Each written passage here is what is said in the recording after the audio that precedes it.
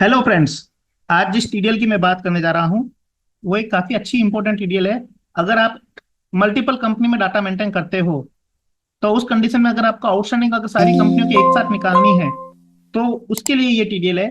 इस टीडीएल की खास बात यह है कि इसमें मल्टीपल कंपनी की आउटस्टैंडिंग आपको हॉरिजेंटल फॉर्मेट में मिलेगी। वर्टिकल फॉर्मेट में तो आपको हमने प्रीवियस वर्जन में हमने दिया ही था। अभी इस वर्जन के अंदर आपको जो आउटस्टैंडिंग मिलेगी वो हॉरिजेंटल फॉर्मेट में मिलेगी। तो उसके लिए हमने टीडीएल को लोड कर दिया। टीडीएल लोड करने के बाद में देखो आपके सामने यहाँ पे मल्टी कंपनी कॉलमनर आउटस्टैंडिंग नाम का ऑप्शन आ गया है। यहाँ मेरी कंपनी है एबीसीडी, चार कंपनियां हैं।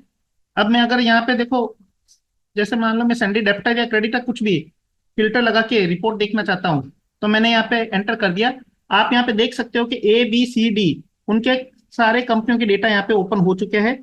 और जिस जिस कंपनी का जो जो डेटा है वो यहाँ पे ओपन दिखाई दे रहा है। जैसे देखो ये हरीश कुमार का जो लेजर है उसका बी कंपनी में आउटस्टैंडिंग है, ए कंपनी में नहीं है।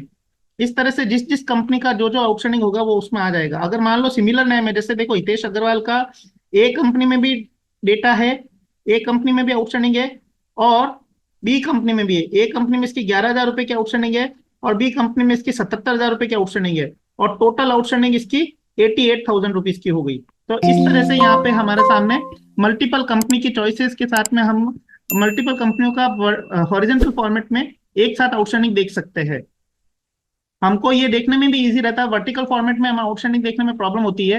हर कंपनी का हिसाब यहाँ पे सामने पता चल जाता है कि किस कस्टमर का कौन सी कंपनी में कितना आउटस्टैंडिंग बैलेंस पड़ा है।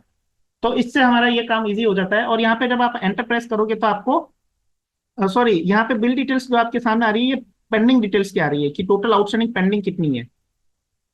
तो हमने यहाँ पे आपको पूरा बता दिया कि एक ये जो कंपनी की आउटस्टैंडिंग है वो किस तरह से इसमें आ रही है। देखो यहाँ पे एंटर करते हो तो आपको बिल की डिटेल्स भी दिखाई देगी। पर्टिकुलर जो ओपन कंपनी होगी उसकी आउटस्टैंडिंग दिखाई देगी, उसकी उस पे एंटर करोगे। जैसे यहाँ पे अभी बी कंपनी ओपन है और बाकी कंपनियां क्लोज है, तो बी कंपनी के डेटा के ऊपर अगर आप एंटर करोगे तो उसकी आउटस्टैंडिंग आपके साथ साथ आपको उसको बिल की डिटेल्स भी मिल जाएगी, मतलब उसके ट्रांजेक्शन की डिटेल्स भी मिल जाएगी।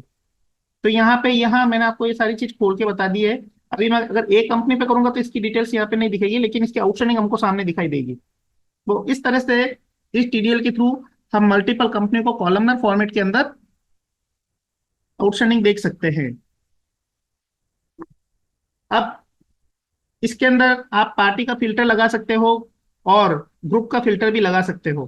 तो यहाँ पे आप अपने हिसाब से फिल्टर लगाइए। अगर आप ऑल करोगे तो सारी की सारे डेप्टर, क्रेडिटर, पेबल, रिसीवेबल सबकी आउटस्टैंडिंग एक साथ आ जाएगी।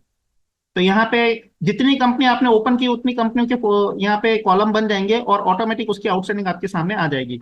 I hope you will like this video. Thank you for watching.